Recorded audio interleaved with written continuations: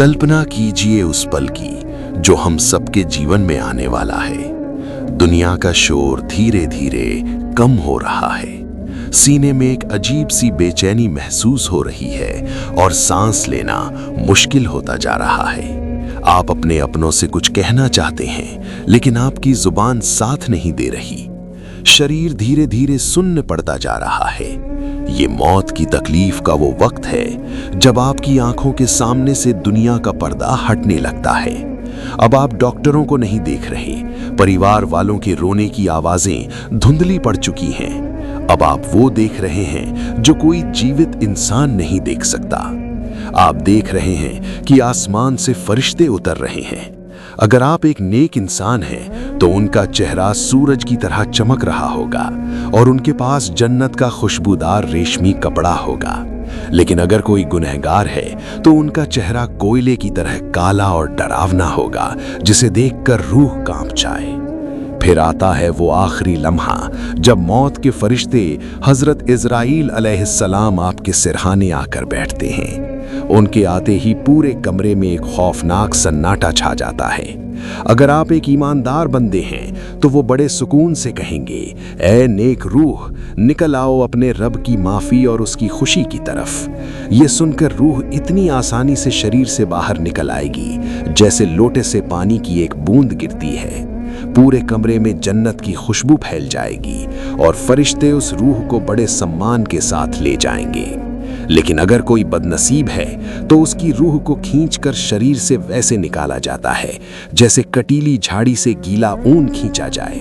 उसकी रूह शरीर के अंदर छिपने की कोशिश करेगी, लेकिन फरिश्तों के वार उसे बाहर निकलने पर मजबूर कर देंगे। उस वक्त रूह से एक ऐसी गंदी बदबू आएगी जो पूरी दुनिया को परेशान कर दे।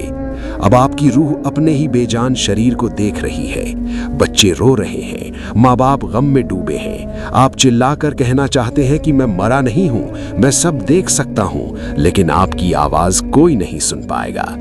आपके और दुनिया के बीच अब एक दीवार खड़ी हो चुकी है। फरिश्ते रूह को लेकर आसमान की तरफ उड़ते हैं। नेक इंसान के लिए आसमान के दरवाजे खुशी खुशी खोल दिए जाते हैं और फरिश्ते उसका स्वागत करते हैं, लेकिन गुनहगार के लिए आसमान के दरवाजे बंद कर दिए जाते हैं। फिर अल्लाह का हुक्म आता है कि इस बंदे का नाम उसके कर्मों के हिसाब से लिख दो और रूह को वापस जमीन पर भेज दो, क्योंकि इसे मिट्टी से ही बनाया गया है और इसी मिट्टी में वापस जाना है। पल भर में रूह वापस आती है और अपने मुर्दा जिस्म के पास खड़ी हो जाती है। जिस शरीर की आप इतनी हिफाजत करते थे, आज लोग उसे नहलाने की तैयारी कर रहे हैं। रूह चिल्लाती है कि मेरे शरीर को आराम से पकड़ो, मुझे चोट लग रही है, पर कोई सुनने वाला नहीं है। आखिर में सफेद कफन पहनाकर आपको आपके आखिरी घर यानी कब्र की तरफ ले जाया जाता है। नेक इंसान कहता है कि मुझे जल्दी ले चलो, जबकि गुनहगार डर के मारे चीखता है कि मुझे उस अंधेरे गड्ढे में मत ले जाओ। अब वो घड़ी आ गई है जब आपको उस अंधेरी और छोटी सी कोठरी में उतारा जा रहा है। जिन लोगों के बिना आपका एक पल भी नहीं गुजरता था, वही आज अपने हाथों से आपको मिट्टी के इस गड्ढे में लिटा रहे हैं। आपके शरीर से बंधी हुई कफन की डोरियां खोल दी जाती हैं और आपको दाईं करवट लिटाया जाता है। धीरे धीरे ऊपर लकड़ी के तख्ते रखे जाने लगते हैं। देखते ही देखते दुनिया की आखिरी रोशनी भी गायब हो जाती है।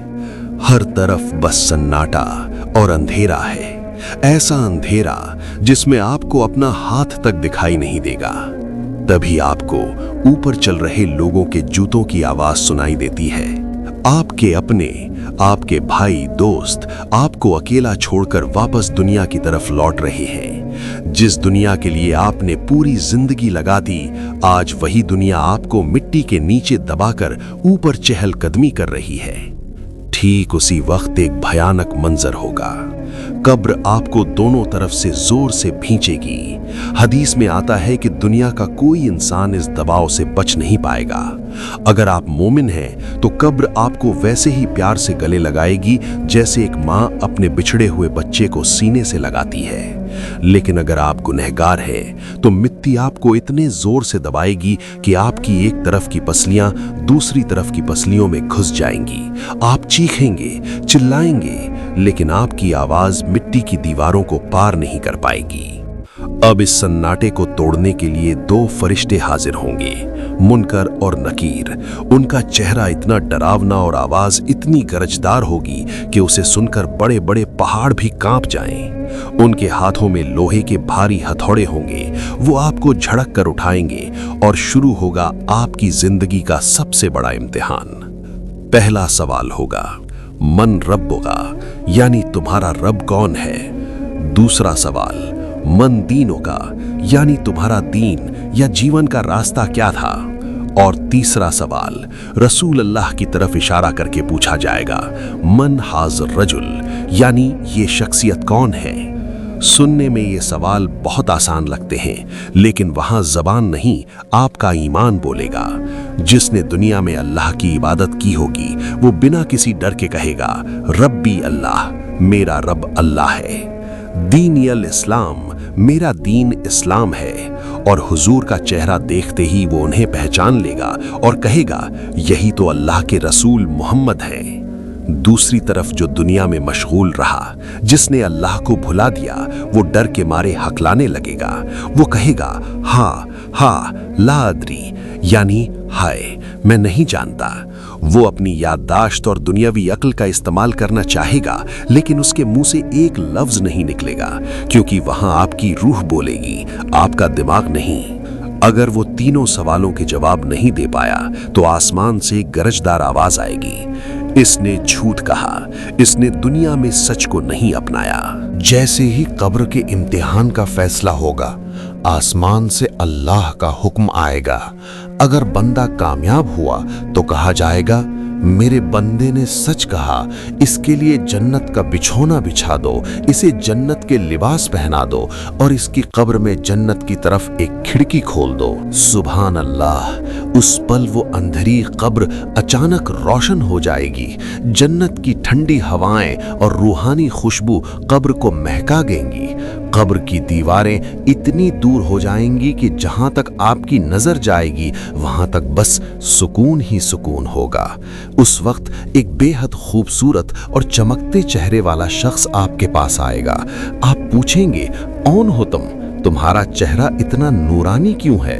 वो मुस्कुरा कर कहेगा, मैं तुम्हारे नेक आमाल हूं। मैं तुम्हारी नमाज, तुम्हारा रोजा, तुम्हारा सदका और तुम्हारी कुरान की तिलावत हूं। दुनिया में मैं तुम्हारे साथ था, आज इस तन्हाई में भी मैं तुम्हें अकेला नहीं छोड़ूंगा।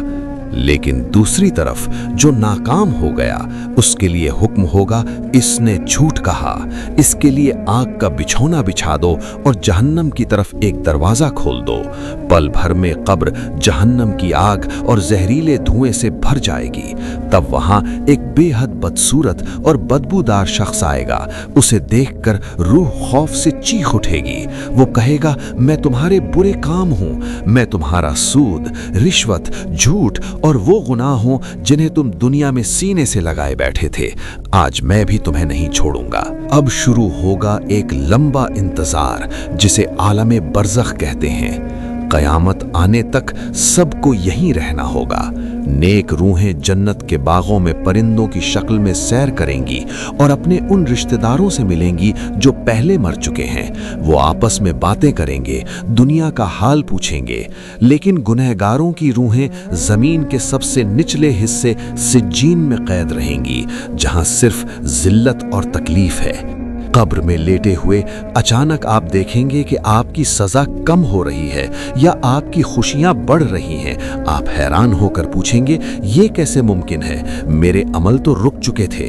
फरिश्ते कहेंगे, ये तुम्हारे पीछे छोड़े हुए नेक बच्चों की दुआएं हैं या तुम्हारा वो सदक़ाए जारिया है, वो मस्जिद, मदरसा या अनाथालय जिसे तुमने बनवाया था।